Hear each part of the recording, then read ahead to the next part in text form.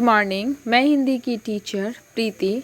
आज मैं आप लोगों को कोर्स बुक का पाठ 14 कविता एक बुढ़िया की कुछ कठिन शब्द बताऊंगी।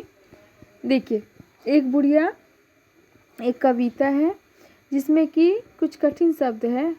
तो इस कविता को पढ़ाने से पहले मैं आपको कुछ कठिन शब्द बता रही हूँ। तो सबसे पहला कठिन शब्द है खाली। ठीक है, खाली जिसमें कुछ भरा ना हो।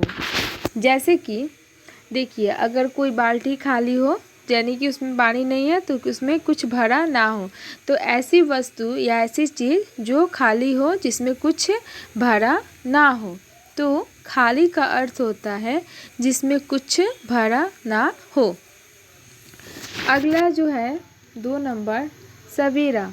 सवेरा का अर्थ होता है प्रातःकाल या सुबह।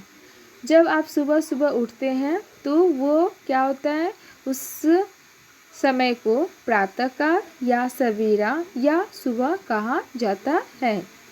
अगला शब्द है 3 नंबर काम। काम का अर्थ होता है कार्य। जैसे कि आप पढ़ाई कर रहे हैं, ये भी एक काम है। आप साइकिल चला रहे हैं, ये भी एक काम है। आप ठीक है, जैसे कि कोई व्यक्ति घर की सफाई कर रहा है, वो भी एक काम है। माँ खाना बनाती हैं, वो भी काम कर रही हैं। तो काम का अर्थ होता है कार्य। ठीक है। अगला शब्द है 4 नंबर शाम। शाम का अर्थ होता है संध्या।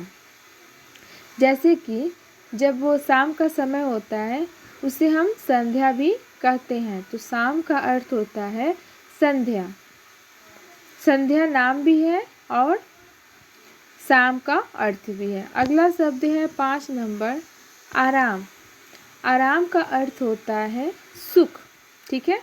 देखिए, जब हम बहुत काम कर कर थक जाते हैं तो हम थोड़ा सा आराम करते हैं, यानी कि थोड़ा सा खुश होने के लिए, सुखी महसूस करने के लिए आराम करते हैं। तो आराम का अर्थ होता है सुख। अगला जो शब्द है 6 नंबर कुछ। कुछ का अर्थ होता है तनिक या थोड़ा सा। जैसे कि मैं आपको एक एग्जांपल दे रही हूँ कि सब्जी में कभी कभी नमक थोड़ा सा ज़्यादा डाला जाता है, पड़ जाता है। तो कहते हैं ना कि सब्जी में थोड़ा सा नमक ज़्यादा है, थोड़ा तनिक नमक ज़्यादा है। तो कुछ का अर्थ होता है तनिक या थोड़ा सा। ठीक है बच्चों, आपका एक बुढ़िया कविता का कठिन शब्द कंप्लीट हुआ, पूरा हुआ।